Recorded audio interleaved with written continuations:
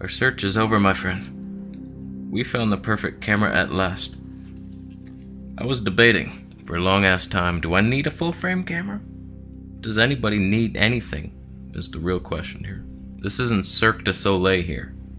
I don't need to film backflips in a dungeon. This isn't Cats, the musical, although I wish it was sometimes.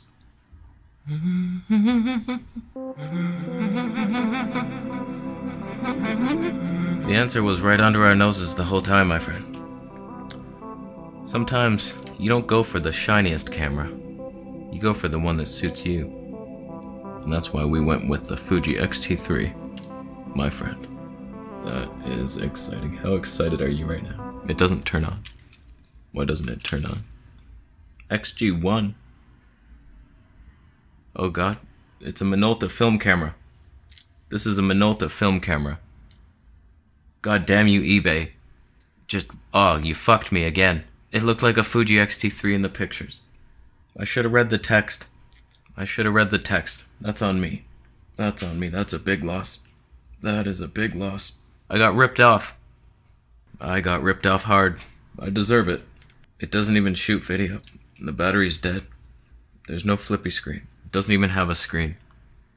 It's an ISO chart. Oh, we've downgraded in every way possible. Pity me, my friend. All I want is the perfect camera. All I want is the perfect camera. Does it look like a Fuji X-T3? It's close. It's close. It works about the same. It has an ISO dial just like the Fuji. Oh, you gotta press it in. What the hell is this thing? A little flipper jack. Who needs the flipper jack? I don't need it. Why is it on there? So we're gonna do some tests today. It's not the camera I'm interested in, it's the lenses.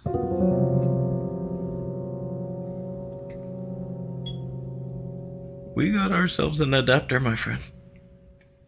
Minolta MD lens to micro four thirds loser adapter. Screws on this camera. We are gonna test the lenses out. We'll compare them. See it as an ancient lens from 1921. Worth our love. We find out today. So basically we got two lenses to test here. This is a 50mm f2 lens. Decent. So on a micro four thirds, that's a 100mm f4 lens. Dare we say a portrait lens. And what I'm doing right now is considered a moving portrait.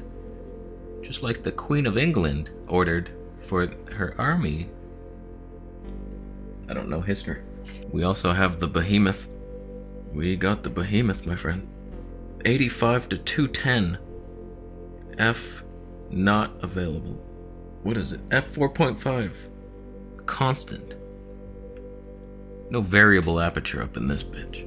170 to 420 lens. F9 equivalent. So I want to compare a couple things. I'll compare this. We'll throw the camera over there. Somebody did it for me. So what I want to test is the lens versus this lens in this situation, and then I want to compare that super zoom and see if it compares to my little Canon SX50. Oh my god. I have shadow on my face.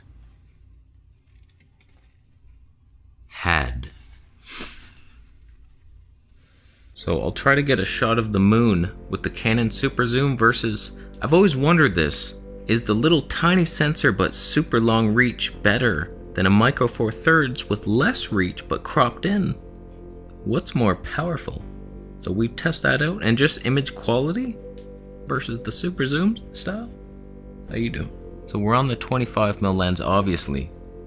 People always ask me, what did you shoot that video with? You know my cameras. I have two cameras for the last 2 years. There's only one option. Two options. I know math. It's either the X3000 or the G85 with my Mitacon lens. You would know if I upgraded. You'd be the first person to know. So let's switch to the 50mm right now. We are Minolta. Minolta has blessed us with their presence. My battery's about to die, so that's great. It's good times. How does that look? The camera's twice as far away now. I can't see if I'm in focus, but I imagine I nailed it. I nailed it. Manual focus king. Or not. So we'll do this side by side, next to Buddy over there with the loser Mitacon. What a loser. Oh my god. He smells weird, like cheese. Cheese and lamb meat. He sleeps in a barn. It's pathetic. That's fine. What? He had the unfair advantage of this in the shot. There we go. Is it a sharp lens? Ow, that sliced my ear in half. Is it a sharp lens? Ow, that sliced my ear in half. Is it a sharp lens though? Is it doable? Is it better? Do you prefer the background compression of the 100 versus the 50? Wow. Is my face different? Are my ears wider? Usually they make me look like an elf. The longer it gets back, the more elf-like I get. I don't mind that. Elves are noble and swift and agile. So, it's a good thing. It's a compliment. So, my battery's gonna run out, so we'll charge it and then do the super zoom, and then we'll do some tests, and I'll give you my thoughts when I see the footage.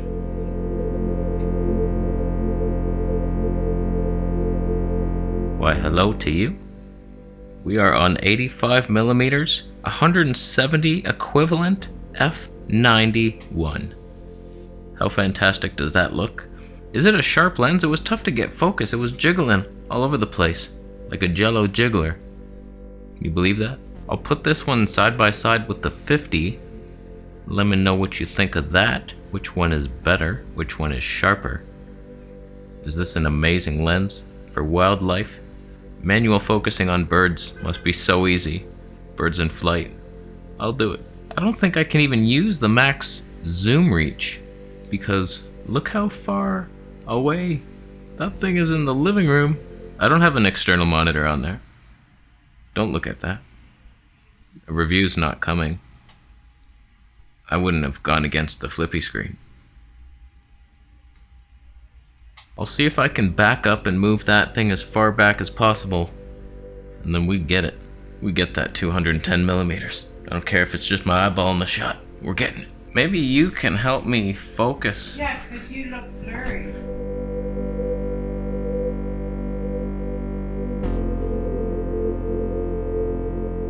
Hi.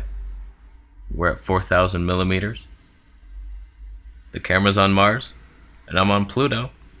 The real question is, am I more beautiful now, with my face squished at 400mm? Do I look healthier and younger?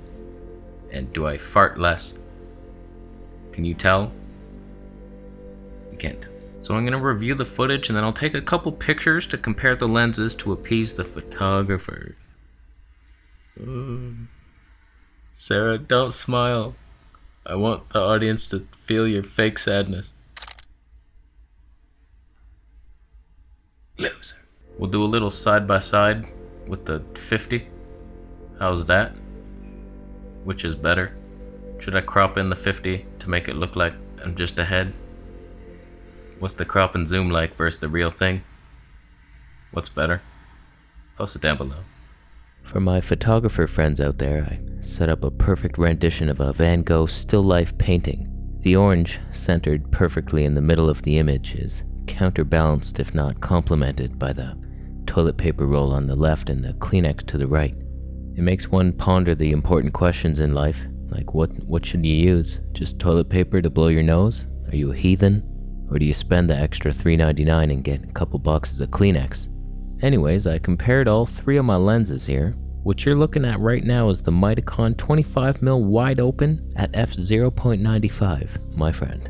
Compare that with the Minolta 50mm, also wide open but f2. Notice the less blurry background.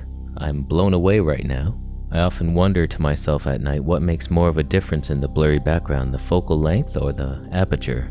We have answered it today, my friend. Even though I doubled the focal length, the aperture only doubled from f0.95 to 2, which is 18 stops. I don't know how stops work, okay? Just let me live.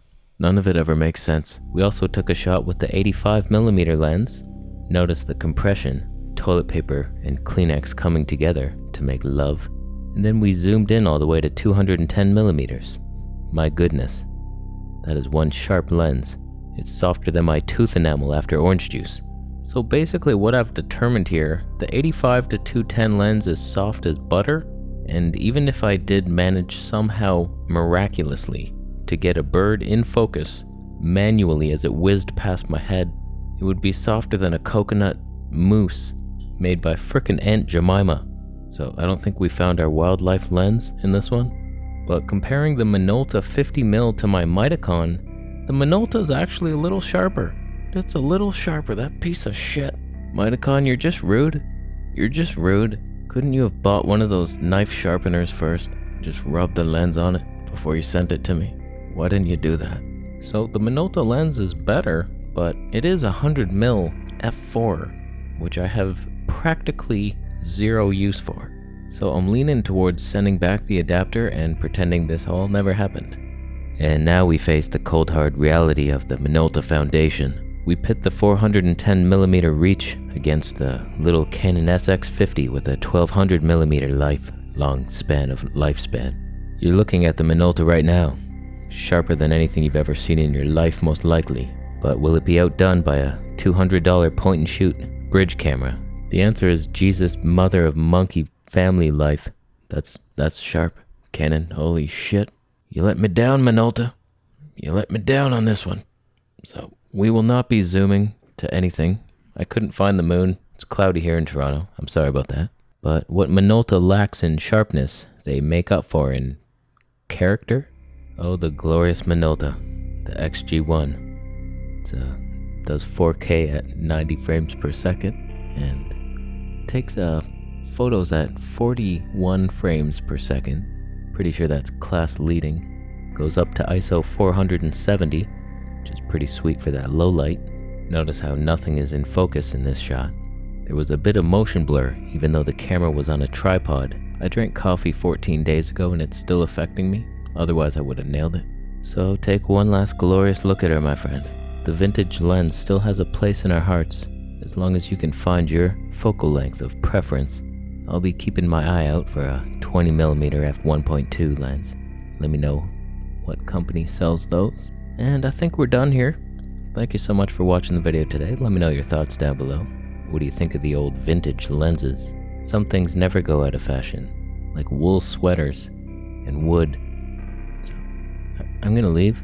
Subscribe for more videos and I'll see you in the next one.